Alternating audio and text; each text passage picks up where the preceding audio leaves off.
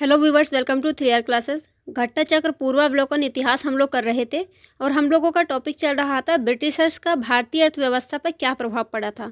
कल हमने इसके नोट्स पढ़े थे कुछ और कुछ क्वेश्चंस को सॉल्व किया था। आज आगे की क्लास को कंटिन्यू करेंगे। क्लास शुरू करने से पहले आप लोगों से एक छोटी सी रिक्वेस्ट है, अगर वीडियो पसंद आए तो लाइक एंड शेयर करिएगा, चैनल पर नए हैं तो प्लीज़ सब्सक्राइब करिएगा। चलिए शुरू करते हैं। आज का पहला सवाल है, चिरस्थायी बंदोबस्त 1793 के अंतर्गत जमींदारों से अपेक्षा की गई थी कि वे खेतीहरों को पट्टा जारी करेंगे। अनेक जमींदारों ने पट्टा जारी नहीं किया, इसका कारण था क्या? कारण था ये हमसे पूछा गया। सबसे पहले जो स्थायी बंदोबस्त था किसके द्वारा शुरू किया गया था? कॉर्नवालिस के द्वारा 1793 ईस्वी में। अब इन्होंने पट्टा क्यों नहीं जारी किया, इसका कारण क्या था? जमींदारों के ऊपर किसानों का विश्वास था, जमींदारों के ऊपर कोई सरकारी नियंत्रण नहीं था। यही इसका राइट आंसर है, क्योंकि उस टाइम पे जो जमींदार थे उनके ऊपर कोई भी सरकारी नियंत्रण नहीं था। ये ब्रिटिश सरकार की जिम्मेदारी थी, खेतीहरों की दिलचस्पी पट्टा प्राप्त करने में नहीं थी। तो राइट आंसर इसका क्या था? अभी हम लोगों ने पढ़ा कि जो भी जमींदार थे उनके ऊपर किसी का नियंत्रण नहीं था। चलिए व्याख्या देखेंगे। कॉर्नवालिस ने 1793 ईस्वी में स्थायी बंदोबस्त व्यवस्था लागू की। इसके तहत जमींदार जिन्हें भूस्वामी के रूप में मान्यता प्राप्त थी को अपने क्षेत्र में भू राजस्व की वसूली कर उसका 1/11वां हिस्सा अपने पास रखना होता था और शेष हिस्सा कंपनी के पास जमा करना होता था। जमींदार काश्तकारों से मनचाहा लगान वसूल करता था और समय से लगान न देने वाले काश्तकारों से ज़मीन भी वापस छीन ली जाती थी। कुल मिलाकर काश्तकार पूरी तरह जमींदारों की दया पर निर्भर होता था। जमींदारों के ऊपर कोई सरकारी नियंत्रण नहीं था तथा इस कारण बहुत से मामलों में पट्टे जारी नहीं किए जाते थे। इसी के फलस्वरूप 1859 ईस्वी में रेंट अधिनियम, जिसको रेंट एक्ट भी बोलते हैं, पारित होने के 3 दशक पहले कुछ जिलों और बंगाल बिहार सीमा के संथाल क्षेत्र के किसानों ने अपने परंपरागत अधिकारों की रक्षा के लिए हिंसा का सहारा लिया। अगले क्वेश्चन पे बात करेंगे। बिहार में परमानेंट सेटलमेंट लागू करने का कारण था जमींदारों का जमीन पर अधिकार न रहना। जमींदारों के लिए जमीन पर वंश परंपरागत अधिकारों को स्वेच्छा से हस्तांतरित करने का अधिकार, भू राजस्व का राजस्व निर्णय करना या जमींदारी प्रथा का निर्मूलन करना। तो इसका राइट आंसर हो जाएगा सी, भू राजस्व का राजस्व निर्णय करना। कॉर्नवालिस के समय भू राजस्व व्यवस्था आरंभ में 10 वर्षीय व्यवस्था के रूप में 1790 ईस्वी में लागू की गई थी, जो 22 मार्च 1793 ईस्वी को परमानेंट सेटलमेंट, जिसको स्थायी बंदोबस्त के नाम से हम लोग जानते हैं, के रूप में स्थापित हुई। देखिए ये हिंदी में दिया गया है और इसी का इन्होंने ये इंग्लिश में अनुवाद दे दिया है, तो हमें दोनों को पढ़ना बहुत ज़रूरी हो जाता है। इस व्यवस्था को बिहार में लागू करने का मुख्य कारण कंपनी के लिए भू राजस्व की एक निश्चित राशि तय करना था। अब आप लोग बताइएगा 22 मार्च को कौन सा दिवस हम लोग मनाते हैं? जल दिवस मनाते हैं कि पृथ्वी दिवस? रिक्त स्थानों की पूर्ति करनी है। खाली स्थान में बंगाल और बिहार में भूमि पर किराएदारों के अधिकारों को बंगाल किराएदारी अधिनियम द्वारा किया गया था। तो राइट आंसर इसका हो जाएगा ऑप्शन नंबर ए, 1885 ईस्वी। 1885 में ही भारतीय राष्ट्रीय कांग्रेस की स्थापना भी की गई थी, ये लोग आप जानते ही होंगे। 1793 ईस्वी में कॉर्नवालिस द्वारा स्थायी बंदोबस्त को लागू किया गया, जिसने जमींदारों को कई अधिकार प्रदान किए। 19वीं शताब्दी तक आते आते भूमि की मांग बढ़ने लगी और भूमि मालिकों ने किराए में बढ़ोतरी की। ये समय किसानों के विद्रोह का था। इसी बीच बंगाल सरकार ने बंगाल एवं बिहार में बंगाल किराएदारी अधिनियम 1885 को लागू किया, जिसमें भूमि मालिकों, जमींदारों और किराएदारों के अधिकारों को परिभाषित किया गया। अगले क्वेश्चन पर चलते हैं। निम्नलिखित में से कौन ब्रिटिश शासन के दौरान भारत में रैयतवाड़ी बंदोबस्त के प्रारंभ किए जाने से संबंध था? कॉर्नवालिस, अलेक्जेंडर रीड या टॉमस मुनरो? कॉर्नवालिस नहीं था, स्थायी बंदोबस्त शुरू किया था, लेकिन इसका राइट आंसर हो जाएगा ये अलेक्जेंडर रीड और टॉमस मुनरो।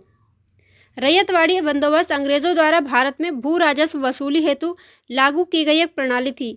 अलेक्जेंडर रीड ने मद्रास प्रेसिडेंसी में सर्वप्रथम 1792 ईस्वी में तमिलनाडु के 12 महल क्षेत्र में रैयतवाड़ी व्यवस्था लागू की। टॉमस मुनरो ने 1809 ईस्वी में कुछ क्षेत्रों में इसको लागू किया। 1820 ईस्वी में मद्रास का गवर्नर बनने पर उसने इसे मद्रास में लागू किया। मुनरो के शिष्य एलिफिंस्टन ने इसे बॉम्बे प्रेसिडेंसी में लागू किया। संपूर्ण ब्रिटिश भारत के 51% क्षेत्र, जिसमें आता था मद्रास, बम्बई के कुछ हिस्से और पूर्वी बंगाल, असम और कुर्ग में ये व्यवस्था लागू की गई थी। इस व्यवस्था के अंतर्गत रैयतों को भूमि का मालिकाना हक दिया गया, जिसके द्वारा प्रत्यक्ष रूप से, सीधे या व्यक्तिगत रूप से भू राजस्व अदा करने के लिए उत्तरदायी थे। 1836 ईस्वी के बाद विग्नेट और गोल्ड स्मिथ द्वारा इस व्यवस्था में सुधार किए गए।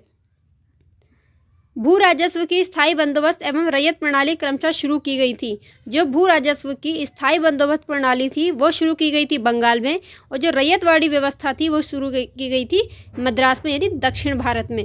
तो ये भी पूछा जाता है, एक पूर्वी भारत में और एक दक्षिणी भारत में। स्थायी बंदोबस्त को लागू करने वाला था कॉर्नवालिस, और रैयतवाड़ी व्यवस्था को शुरू करने वाले थे टॉमस मुनरो और कैप्टन रीड। टॉमस मुनरो भू राजस्व बंदोबस्त से संबंध है, किस व्यवस्था से संबंधित है ये? रैयतवाड़ी बंदोबस्त से। ब्रिटिश व्यवस्था में रैयतवाड़ी भू राजस्व संग्रह प्रचलित था।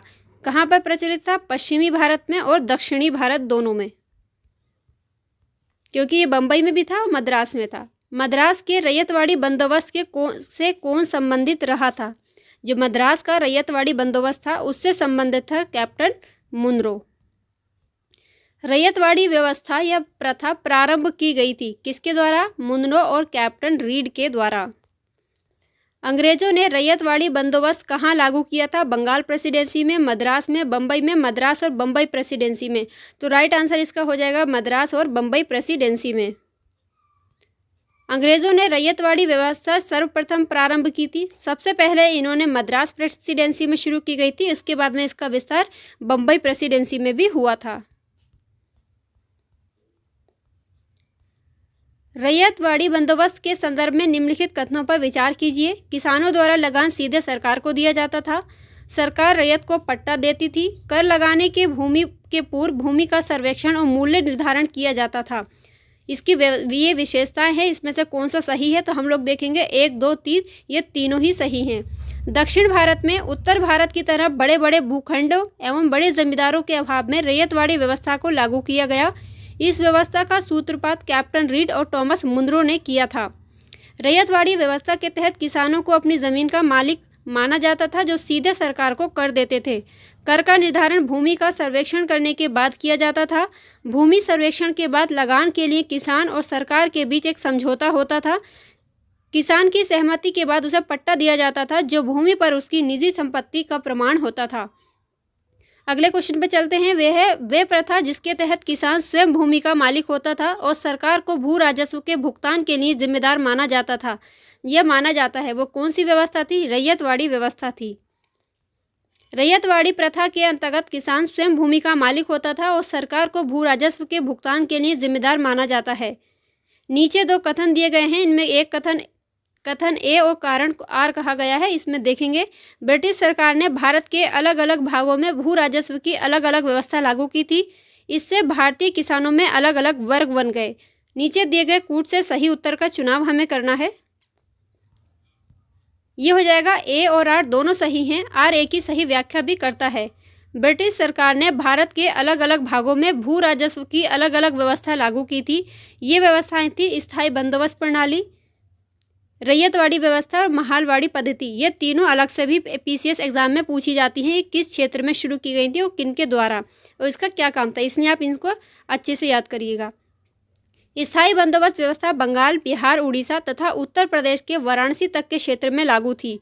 इसके अंतर्गत समूचे ब्रिटिश भारत के क्षेत्र का लगभग 19% हिस्सा शामिल था। रैयतवाड़ी व्यवस्था लगभग 51% हिस्से पर फैली हुई थी, जिसमें आता था मद्रास, बंबई के कुछ हिस्से, पूर्वी बंगाल, असम और कुर्ग, जो आधुनिक कर्नाटक का एक भाग है।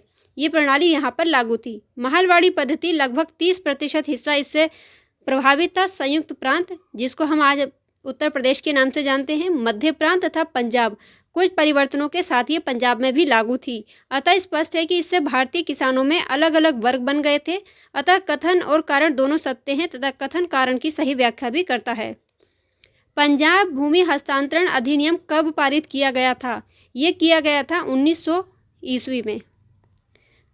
पंजाब भूमि हस्तांतरण अधिनियम 1900 ईस्वी में पारित किया गया, जिससे कृषकों की भूमि का गैर कृषकों के पास हस्तांतरित होना समाप्त हो गया।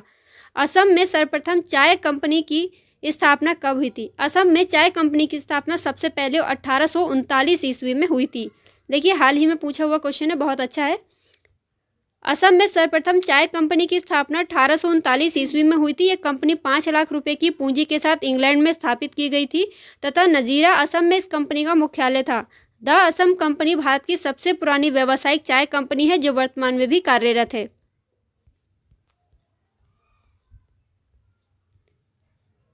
गाइस आज की क्लास में इतना ही। मिलेंगे अगले क्लास में, तब तक के लिए अपना ख्याल रखिए, पढ़ते रहिए। वीडियो पसंद आए तो लाइक एंड शेयर करिएगा।